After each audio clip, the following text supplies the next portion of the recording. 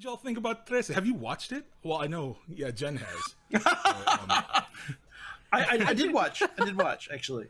No, it's Right. cool. It's very fun. It's very fun to kind of see, because I'm like have a little bit of knowledge of Filipino superstition and folklore. Right. So kind of like there's the things that I don't know about, and then there's the things that I do know about, right? Like most people, Right. like a lot of people with a general understanding knows what an aswang is, right? Aswang, yeah. Right. But like, you know, some of these more obscure ones, you know, it's very fun to kind of see how.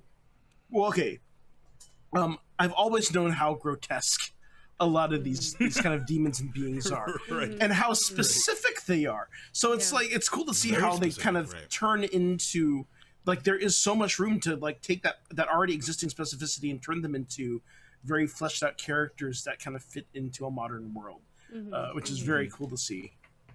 I was The very. one thing that. Go ahead, Jen. Yeah. No, you finished the rest because I'm gonna. Well, I was just gonna say the one thing that also in just terms of the mythology is like how similar like some of the, if we want to look at this kind of cultural diffusion, like what kind of similarities there are in the mythologies of Southeast Asia and around that area. Yeah.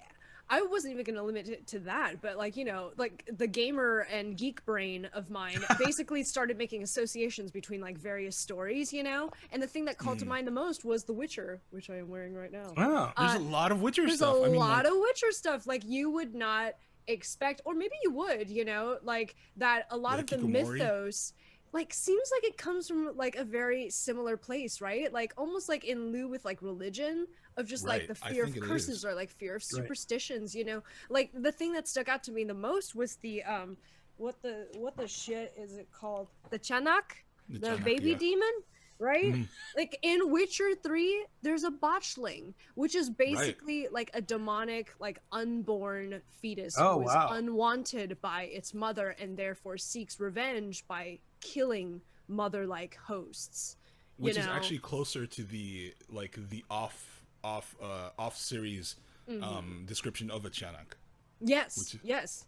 Which, you know, which is brilliant because it's like the stories themselves, like, which is a lesson I learned from Witcher, the stories of the monsters themselves already lend to backstories in the world, you know? So now, like, you see, like, a lot of monsters at play, and it's just about, like, tying it all together. And, like, Trese herself is a detective, you know what I mean? She is like putting the pieces together, and she's part of this grand plan in a much more personal way than she initially thought.